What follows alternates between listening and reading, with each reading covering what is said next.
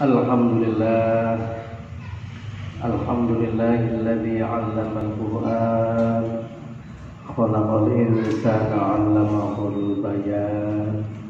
Asyhadu an la ilaha illallah wahdahu la syarika lah, wa asyhadu anna sayyidana Muhammadan 'abduhu wa rasuluhul anam. Allahumma shalli wa sallim wa barik ala sayyidina Muhammadin wa ala alihi wa ashabihi ajma'in. Amma ba'du, fa ya ayyuhal hadirun al-kiram rahimakumullah, usikum wa nafsi bi taqwallah. Wa qala ta'ala, a'udzu billahi minasy syaithanir rajim. Bismillahirrahmanirrahim.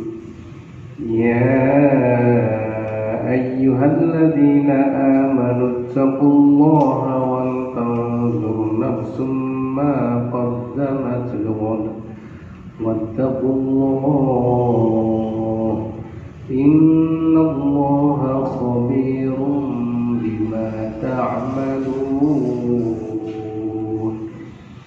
Hadirin jamaah rahimakumullah, dalam kesempatan yang mulia dan penuh barokah ini, marilah kita bersama-sama memanjatkan puji syukur kehadirat Allah Subhanahu wa Ta'ala, dengan senantiasa berusaha semaksimal mungkin menurut kemampuan kita masing-masing tentunya, untuk meningkatkan iman dan takwa kita kepada Allah, agar kita semua kelak di akhirat termasuk orang-orang yang dekat dan dicintai Allah, termasuk orang-orang yang selalu mendapatkan rahmat dan ampunannya, serta dijauhkan dari segala macam siksanya. Amin ya rabbal alamin. Hadirin rahimakumullah, ada satu riwayat di dalam kitab Durratun Nasihin disebutkan, Bismillahirrahmanirrahim. Ruya anna nabiyya alaihi salatu wassalam jalasa yawman ma'ashabihi faja'a syabun minal arabi ila babil masjidi wa huwa yabki. Diriwayatkan pernah suatu ketika baginda Rasulullah sallallahu alaihi wasallam sedang duduk bersama para sahabat di masjid. Tiba-tiba datanglah seorang pemuda dari gunung, dari kampung, atau orang Arab menyebutnya orang Badui. Tiba-tiba datang ke dekat pintu masjid di mana Rasulullah dan para sahabatnya sedang berbincang-bincang. Dia datang sambil menangis terseduh-seduh. Saat itu kemudian Rasulullah bertanya, faqala alaihi salatu wassalam, ma yubkika ya Asya? Apa yang menyebabkan engkau menangis seperti ini? Faqala ya Rasulullah, mata abi wa laysa lahu kafanun wala ghasib. Ya Rasulullah, hari ini bapakku telah meninggal dulu, tapi tak seorang pun di kampungku yang mau memandikan dan merawat jenazahnya. Bahkan kami tidak punya secari kain kafan untuk membungkus jenazahnya.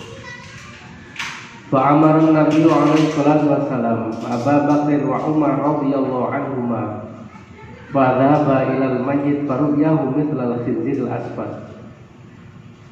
Ketika itu kemudian Rasulullah memerintah sahabat Abu Bakar dan Umar untuk datang kepada mayit bapaknya anak tersebut untuk merawatnya. Begitu beliau datang, dijumpainya, ternyata mulai dari ujung rambut sampai ujung kaki, seluruh tubuhnya berubah menjadi babi hitam.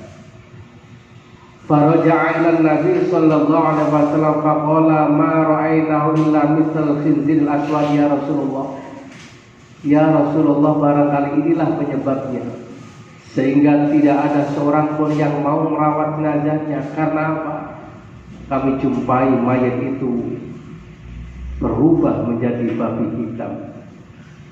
Faqama alaihi salatu wassalam ilal janazah fada'a fasara al-mayyit ala suratil ula. Ketika itulah Rasulullah kemudian bergegas untuk menyaksikan sendiri secara langsung.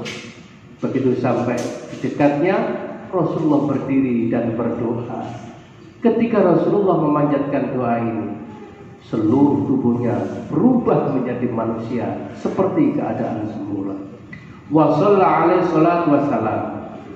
Kemudian Rasulullah mengajak para sahabat untuk merawat jenazahnya. Setelah dimandikan, dikafani, Rasulullah memimpin langsung sholat jenazah kepadanya. Wa aradu ila dafni fara'au kal khinziril aswad. Tapi alangkah terkejutnya Rasulullah, begitu mayat ini mau dikuburkan, dimasukkan ke dalam liang lahat, ternyata berubah kembali seperti babi hitam. Saat itulah kemudian Rasulullah bertanya kepada pemuda anaknya tersebut, faqala alaihi salatu ya syab, ayyu amalin kana ya'malu abuka fid dunya. Apa sebenarnya yang dilakukan oleh bapakmu ini? Tadinya sudah berubah menjadi manusia seperti semula, normal, tapi ketika dimakamkan berubah kembali menjadi babi hitam. Sebenarnya apa yang dilakukan oleh bapakmu ini? Faqala kana tarikus shalah. Ya Rasulullah, bapakku ini selama hidupnya tidak pernah melakukan sholat 5 waktu. Faqala alaihi salatu wassalam. Ketika itulah kemudian Rasulullah mengomentari jawaban dari pemuda tersebut. Ya ashabi, unduru halaman taraka sholat, ya ba'athullahu yaumal qiyamati mithlal khinziril aswad. Wahai sahabat-sahabat, perhatikan, beginilah orang yang sengaja meninggalkan sholat 5 waktu. Kelak di hari kiamat dia akan dibangkitkan oleh Allah, wajah dan seluruh tubuhnya akan menjadi babi hitam seperti ini. Hadirin rahimakumullah. Oleh karena itulah sholat ini adalah merupakan ibadah yang tidak boleh diwakilkan. Dalam kondisi apapun kita wajib melakukan sholat. Oleh karena itulah Allah memberikan beberapa kemudahan manakala kita tidak bisa melakukan sholat tepat waktu karena bepergian. Bisa kita melakukan jamak qashar. Apakah jamak takdim atau takhir? Kalau zuhur dikerjakan di waktu asar namanya takhir. Kalau asar dikerjakan di waktu zuhur namanya takdim. Kalau 4 rakaat karena kita dalam kondisi sibuk, memang sebagai seorang musafir boleh diringkas 2 rakaat.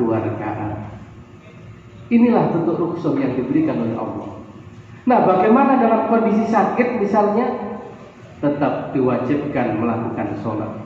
Di dalam Al-Quran Allah berfirman, alladzina yadhkuruna Allaha qiyaman wa qu'udan wa 'ala junubihim wa yatafakkaruna fi khalqis samawati wal ardh rabbana ma khalaqta hadza batilan subhanaka faqina 'adzabannar.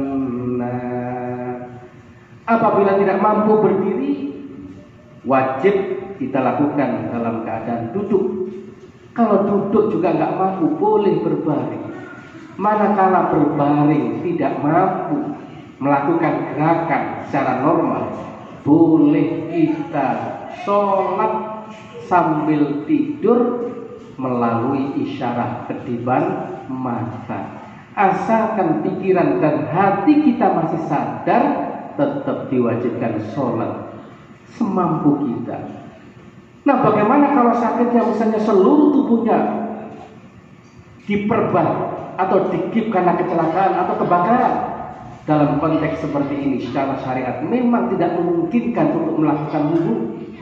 Tidak mungkin diganti dengan tayamum karena seluruhnya tertutup oleh gib dan perban.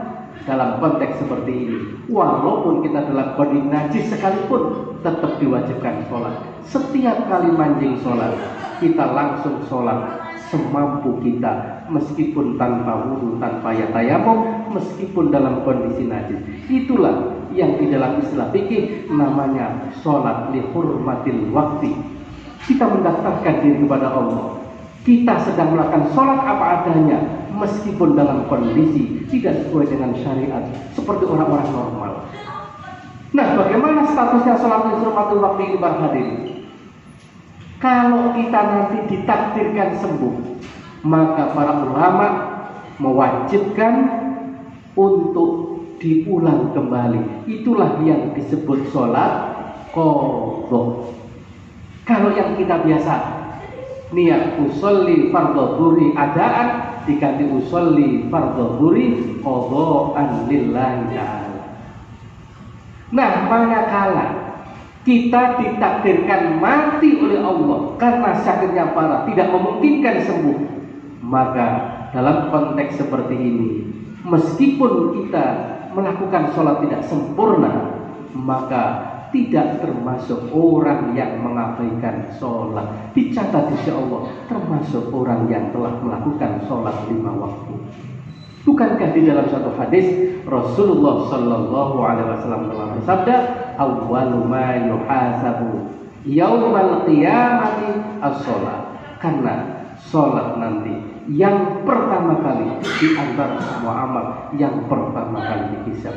In soluhat soluha sa'iru amali wa in fasadat fasada sa'iru amali. Apabila sholat kita baik, sholat kita lakukan dengan baik, maka seluruh amal kita tidak akan dihisab. Apabila sholat kita banyak yang tidak kita laksanakan sehingga dicatat di sisi Allah sebagai sholat yang rusak, maka baru untuk menambal amal sholat ini dilihat amal-amal yang lain. Oleh karena itu, para hadirin, tidak ada alasan bagi kita untuk tidak melakukan sholat 5 waktu. Mudah-mudahan ini dari pelajaran kita semua, mudah-mudahan kita termasuk orang-orang yang selalu sholat tepat waktu. Dan kalaulah nanti ditakdirkan dipanggil oleh Allah, mudah-mudahan ditakdirkan dalam keadaan husnul khotimah. Amin ya rabbal alamin. Barakallahu li wa lakum bil Qur'anil azim wa nafa'ani wa iyyakum bima fihi min al-ayati wa dzikril hakim wa taqabbala minni wa minkum tilawatahu innahu huwal ghafurur rahim.